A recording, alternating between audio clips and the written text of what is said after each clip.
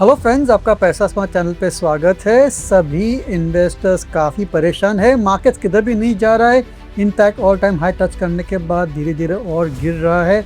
ये जो earning season चालू हुई है उसमें भी इतनी खास कुछ ऐसी न्यूज़ नहीं आई है जिसकी वजह से इन्वेस्टर सेंटिमेंट इम्प्रूव हो सकता है। तो एक कारण ये है कि मार्केट इतना घट रहा है पिछले 1-1.5 साल से। उसकी वजह ये है FII सेलिंग। आपने कई न्यूज़पेपर्स, न्यूज़ चैनल्स, मीडिया में देखा होगा continuous selling by FIIs, continuous selling by FPIs। FI का मतलब foreign institutional investor, FPI same चीज़ है, फॉरेन पोर्टफोलियो इन्वेस्टर। तो हमने देखा है कि पिछले कई महीनों से, इनफैक्ट 13-14 महीनों से कंटिन्यूस FI का सेलिंग आ रहा है। नॉर्मली क्या होता था कि कुछ महीनों के लिए सेलिंग आता था, फिर बैंग आ जाता था। अगर साल का पूरा साल पकड़ते थे तो some time they would be bad years, but पिछले फिर अगले 2-3 साल में वो कवर हो जाता था। देखिए हमारे ये चार्ट को देखिए, 2020 कोविड के साल में 1,70,000 का पॉजिटिव इन्फ्लो आया था FPI से। 21 में ये होगा 25,000 करोड़ के आसपास। 22 में नेगेटिव था लेकिन 23 में more than covered 1.71 lakh crore. 24 में थोड़ा बैलेंस हो गया था, towards the end there was lot of FI selling. 25 और 26 माने 13 महीनों में 2 लाख करोड़ FII बेच चुके हैं। जी हाँ, ये एक कारण है कि हमारा जो मार्केट है इतनी इम्प्रूव फंडामेंटल्स है। डिस्पाइट दैट ये मार्केट बढ़ नहीं रहा है। इतना सारा लोकल पैसा, डोमेस्टिक इन्वेस्टर म्यूचुअल फंड के थ्रू आ रहे हैं, फिर भी markets have not gone anywhere. Portfolios में तो काफ़ी भारी गिरावट देखिए। शायद ये एक वजह है कि जो 13 महीने में क्या हुआ है कि FI की टोटल सेलिंग करीब 2 लाख करोड़ है। तो कई सारे वजह है और इस वीडियो में हम ये खास डिस्कस करेंगे कि ये जो FII के जो पैसे हैं जो बाहर जा रहे हैं इंडिया से, उसका इफेक्ट क्या होगा और आगे चल के इसकी ट्रेंड क्या हम समझ सकते हैं। And is there a ray of hope, यानी कोई सिल्वर लाइनिंग है कि नहीं, ये हम आखिर में बताएंगे। एक बहुत ही अलग तरीका का नजरिया है हमारा FII आउटफ्लोज के ऊपर। काफ़ी इम्प्रेस हो जाएंगे, काफ़ी सरप्राइज हो जाएंगे, इसलिए प्लीज़ ये वीडियो अंत तक देखिए। एक पूरा घुमा फिरा के अलग टाइप का हमारा कंक्लूजन है। हेलो फ्रेंड्स, अब से हमारा जो काफ़ी पॉपुलर पैसा मेकर वीडियो है that will come on the Insta account, जिसका नाम होगा इन्वेस्ट विद दीपन मेहता। और ये जो इंस्टा अकाउंट है, जो इंस्टा हैंडल है, यहाँ पर कई सारे इंटरेस्टिंग स्टॉक्स की एनालिसिस भी होगी और जो भी इंपॉर्टेंट न्यूज़ है मार्केट्स की वो भी हम डिस्कस करेंगे हमारे इंस्टा अकाउंट पर। इसलिए प्लीज इसको फॉलो कीजिए, लाइक कीजिए, अपने फ्रेंड्स को रेकमेंड कीजिए। हमने हमारा व्हाट्सएप चैनल लॉन्च किया है पैसा स्मार्ट, इसीलिए प्लीज आप ये व्हाट्सएप चैनल को फॉलो कीजिए। जो भी इंपॉर्टेंट न्यूज है, स्टॉक एनालिसिस है, वो हम इस चैनल पे पेश करेंगे। Specially our popular videos like Paisa maker and sector का राजा, आप यहाँ पर आप ट्रैक कर सकेंगे। Will certainly give the notification and the link to you on our WhatsApp channel Paisa smart. तो पहले तो जैसे मैंने कहा करीब 2 लाख करोड़ की FI की सेलिंग आई है पिछले 13 महीने में। एक वजह यह है कि despite the whole world being very positive on India, मैंने आप किसी भी इकोनॉमिस्ट, MNC की जो मैनेजिंग डायरेक्टर्स रहते हैं, कोई भी फॉरेन पोर्टफोलियो मैनेजर को के साथ बात करेंगे, they are all very positive on India, long term story. लेकिन इतनी ज़्यादा सेलिंग क्यों आ रही है? इसकी वजह यह है कि हम जब मार्केट्स को स्टडी करते हैं we are looking only at Indian stocks, लेकिन जो फॉरेन इन्वेस्टर है, जो फॉरेन पोर्टफोलियो इन्वेस्टर है, इंस्टीट्यूशनल इन्वेस्टर है, उसके लिए तो पूरी दुनिया है इन्वेस्ट करने के लिए। The world is their oyster, यानी कि अगर इंडिया अट्रैक्टिव है तो वहाँ पर पैसा डालेंगे। अगर US में टेक स्टॉक्स चल रहे तो पैसा वहाँ पर जाता है, कभी चाइनीज स्टॉक्स में जाता है, कभी जापानीज स्टॉक्स में जाता है, कभी इंडोनेशिया में जाता है, कभी यूरोप में जाता है। माने उनके पास बहुत सारे चॉइसेस है और अलग अलग एसेट क्लासेस भी है। मेटल्स में कर सकते हैं, गोल्ड में कर सकते हैं, बिटकॉइन में कर सकते हैं, रियल एस्टेट मार्केट है और फिर उसके अलावा बहुत सारे डेट मार्केट्स भी है जहाँ पर ये फॉरेन पोर्टफोलियो इन्वेस्टर्स इन्वेस्ट कर सकते हैं। एक तो हमें समझने की ज़रूरत ये है कि ये जो फॉरेन इन्वेस्टर्स है काफ़ी इंटेलिजेंट, सोफिस्टिकेटेड है, अपना स्टडी करके काम करते हैं। जी हाँ, थोड़ी बहुत ट्रेंड फॉलोइंग होती है, पर उनकी जो बाइंग और सेलिंग रहती है हमेशा कुछ ना कुछ लॉजिक रहता है। तो क्या लॉजिक है कि इतना सारा माल, इतने सारा स्टॉक हम FIs बेच चुके हैं इंडिया में? एक वजह यह है कि continuous buying by domestic investors की वजह से हमारे जो प्राइस अर्निंग मल्टीपल, यानी कि जो वैल्यूएशन मल्टीपल है, that has gone up significantly over the past few years और सो।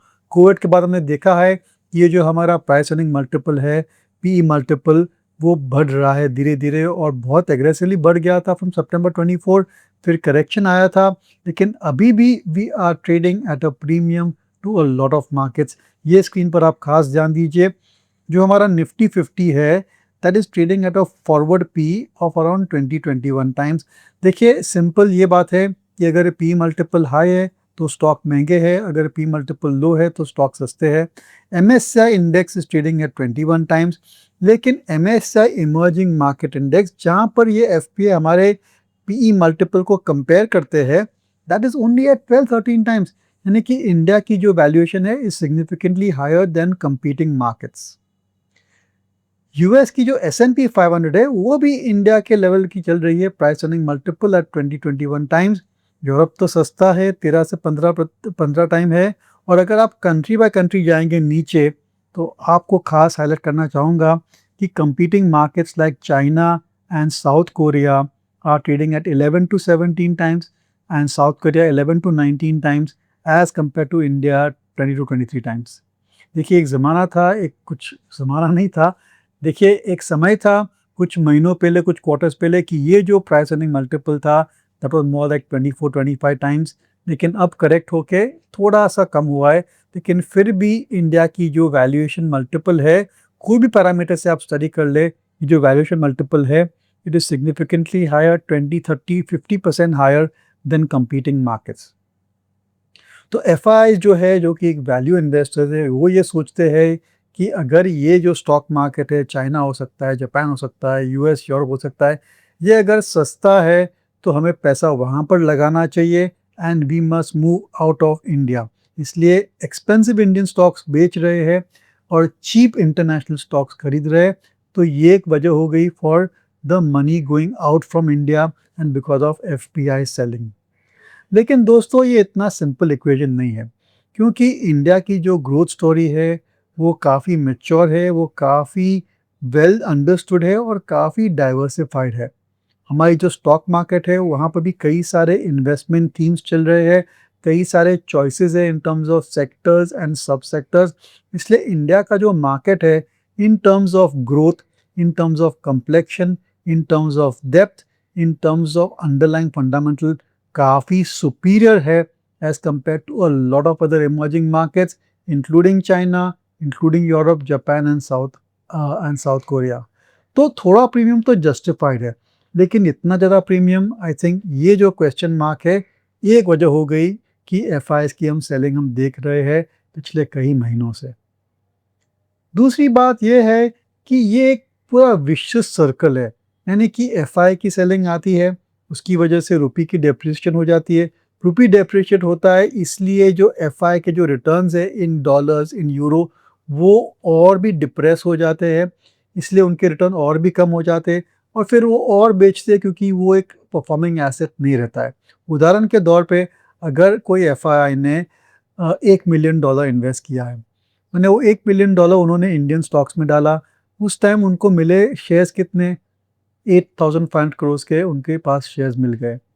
लेकिन जब रुपी डेप्रिशिएट होता है तो यही 8,500 crore then when they converted back to US dollar, करीबन 10-12% लोअर हो जाती है। यानी कि जो 8,500 करोड़ है उनके लिए उनको वही मिलेगा, शायद मिलेगा 7,700 करोड़, 7,500 करोड़ मिलेगा। यानी कि although the stock price in Indian rupee has remained the same, फिर भी रुपी डेप्रिशिएशन की वजह से उनके रिटर्न्स नेगेटिव हो जाते हैं। तो ये रुपी डेप्रिसिएशन है वो एक काफ़ी इम्पॉर्टेंट फैक्टर है and certainly the foreign investors, उनका जो कैलकुलेशन रहता है वो उनकी होम करेंसी में रहता है और ये जो रुपी डेप्रिसिएशन है वो एक बहुत ही बड़ी फैक्टर हो जाती है for FIIs when they look at a countries attractiveness. देखिए पिछले 2 साल में ये जो चार्ट है उस पर खास आप ध्यान दीजिए। This is in rupee versus the US dollar. वैसे तो अप जा रहा है, यानी कि डॉलर महंगा होता जा रहा है। आज की तारीख में इट हैज़ टच 91.64, लेकिन अगर आप देखेंगे 2 साल पहले ये 82.999 था। 1 साल पहले the dollar was available at 86.698 और अब 91.67 के आसपास मिल रहा है। यानी कि we have seen 4.46% depreciation in the year 2024 and then another 5.5%, 5.7% in 2025 और 2 साल का ट्रेलिंग 2 साल का अगर हम रिटर्न हम चेंज देखेंगे, हम डेप्रिसिएशन देखेंगे, दैट इज 10.45%। यानी कि आप एक फॉरेन इन्वेस्टर हो, आपने $1 लगा दिया हमारे मार्केट में, stock prices have gone nowhere, आपने रुपी खरीदा, आपने रुपी एसेट्स खरीदे, जब आप बेचेंगे and you will convert the rupee back to the dollar, then you have already lost 10.5% in 2 years। यानी कि हमारे जो मार्केट्स है, unless they don't go up by more than 4-5% every year, FIs की जो पोजीशन है, उनकी जो रिटर्न है, दैट रिमेन्स मोर और लेस इक्वल। क्योंकि अगर आप एवरेज डिप्रिसिएशन देखेंगे रुपी का over 5, 10, 15 years, it is in the range of 3-5% और सो। तो ये जो रुपी डिप्रिसिएशन है, वो एक काफ़ी इंपॉर्टेंट वजह है, जिसकी वजह से हमने देखा है कि एफआई की काफ़ी सेलिंग आ रही है। चलिए आगे चलते हैं। तीसरा कारण, पहला तो इंडियन स्टॉक्स आर एक्सपेंसिव, दूसरा इंडियन रुपी है डेप्रिशिएटेड, तीसरा कारण हमारा टैक्स स्ट्रक्चर। देखिए, कोई भी फॉरेन इन्वेस्टर है, वो हमेशा कंट्री की लोकल टैक्स स्ट्रक्चर को स्टडी करता है बिफोर कंसिडरिंग एन इन्वेस्टमेंट, क्योंकि उनको तो profit after tax, return after tax से मतलब है। तो अगर कोई देश ऐसा है जहाँ पर टैक्स रेट ज़ीरो है और हमारे कंट्री में tax rate is anywhere from 15%, 20% और सो, तो हमेशा जहाँ पर टैक्स रेट ज़ीरो है वो फ़ायदे में रहेगा, क्योंकि there is no tax on returns और कैपिटल गेन्स। लेकिन इंडिया में there is tax on capital gains. हमारा जो टैक्स स्ट्रक्चर है, जो है काफ़ी डिसएडवांटेज है as compare to lot of other emerging markets. ये भी एक वजह हो जाती है। एक समय था कि Indian long term capital gains tax was 0%, फिर 10% हो गया और फिर अभी 12.5% है। That compares very high as compare to other nations like China, जहाँ पर 0% टैक्स है। तो ये भी एक फैक्टर हो गया कि हमने देखा है कि एफआई की सेलिंग आ रही है, because tax structure is slightly adverse for them. एक और बात भी है, रिसेंटली सुप्रीम कोर्ट ने ये रूल किया है कि अगर आप मॉरिशस के थ्रू इन्वेस्ट कर रहे हो और आपका बेसिक डोमेन, आपकी जो बेसिक बिजनेस इधर इज आउटसाइड ऑफ मॉरिशस, तो इंडिया मॉरिशस की जो टैक्स ट्रीटी है उसका आप फ़ायदा नहीं ले सकते।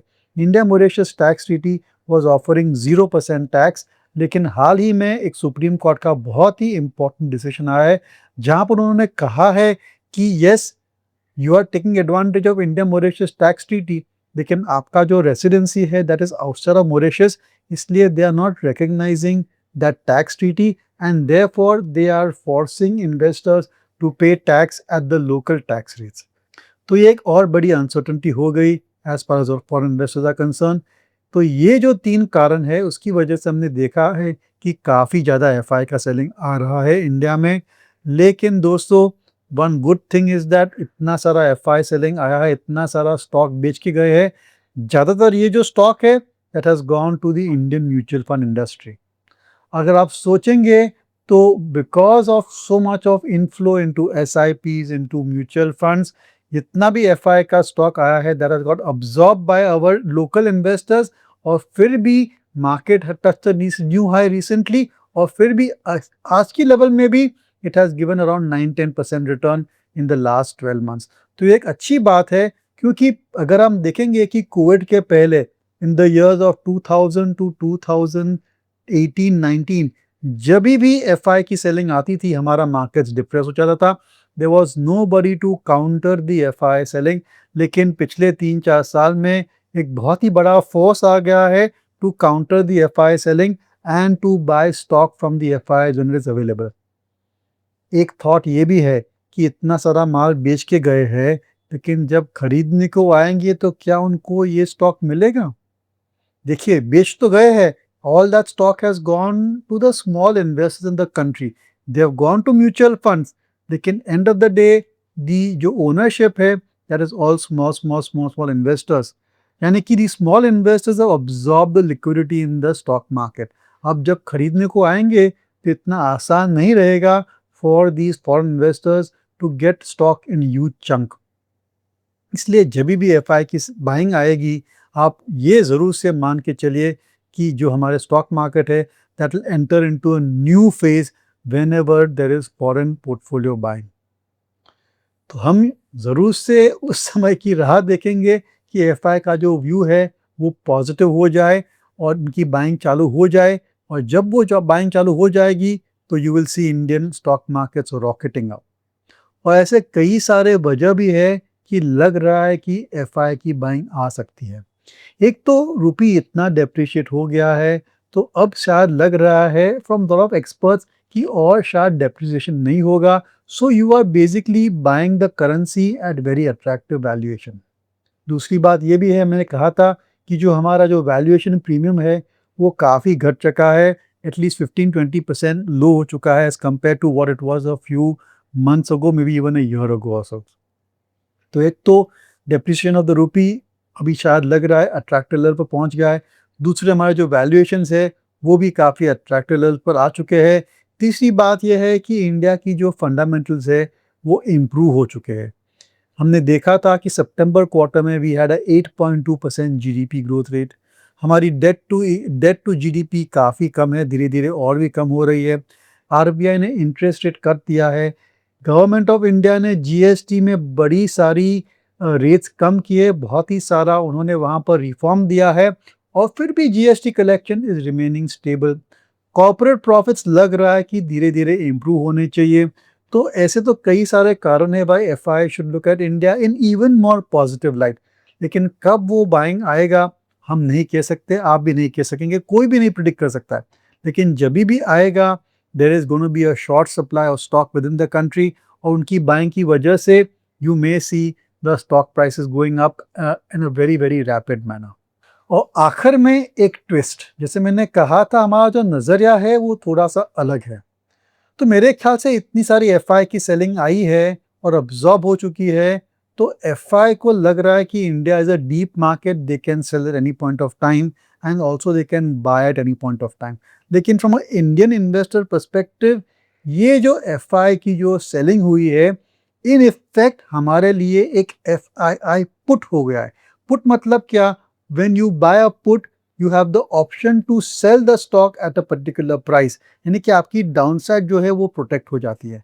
तो यहाँ पर एफआई पुट क्या रहता है? एफआई पुट का मतलब यह है कि अगर मार्केट्स और घटते हैं, अगर हमारा वैल्यूएशन और भी सस्ता हो जाता है, तो एक समय आएगा कि FIs will buy in very big quantum. क्योंकि उनकी जो प्रॉब्लम है इंडिया से, that is valuation, that is rupee depreciation, it is not to do with the underlying fundamentals और द ग्रोथ स्टोरी।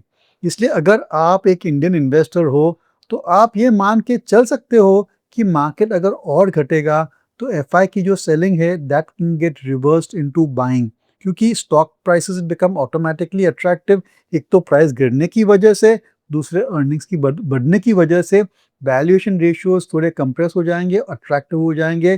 तो मेरे ख्याल से ये जो एफआई की सेलिंग है, ये जो सिल्वर लाइनिंग है वहाँ पर वो ये है कि हमारा जो डाउन साइड है that may get protected, because at some point of time यहाँ से 5% कम, 10% lower, they will definitely come. मेरा 30 साल का अनुभव है और मैंने देखा है कि जब मार्केट पूरा पानी पानी हो जाता है, काफ़ी भारी गिरावट हम देखते हैं specially because of domestic factors, तो एफआई की जोर से बाइंग आ जाती है and they do form a bottom for the entire market. तो ये था दोस्तों हमारा डिस्कशन ऑन एफआई सेलिंग।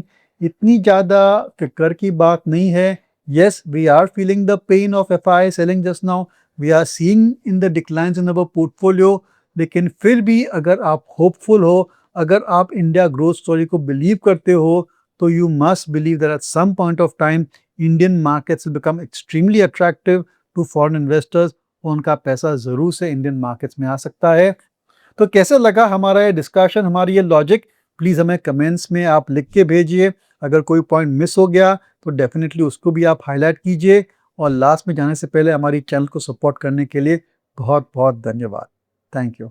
इसके अलावा हमारे मॉडल पोर्टफोलियोज हमारे वेबसाइट पे, इस लिंक पर आप क्लिक करेंगे तो आपको ये मॉडल पोर्टफोलियोज के बारे में पता लग सकता है। आप शायद रिटर्न्स जो है वो भी आप देख सकते हैं यहाँ पर। These model portfolios are a good way to manage your investments as well. तो अगर आप इंडिविजुअल स्टॉक्स रिसर्च नहीं करना चाहते हैं तो ये जो दो हमारे प्रोडक्ट्स है इसको ज़रूर से आप कंसिडर कीजिए। ये एक विज्ञापन नहीं है, केवल आपके लिए जानकारी है। This podcast is produced by Lakeside Equities Private Limited, SABI registered research analyst. Registration number INA 00004787. The information provided in this podcast is for educational and informational purposes only and should not be considered as investment advice. Investment in securities market are subject to market risk. We strongly advise all investors to read all related documents carefully before investing.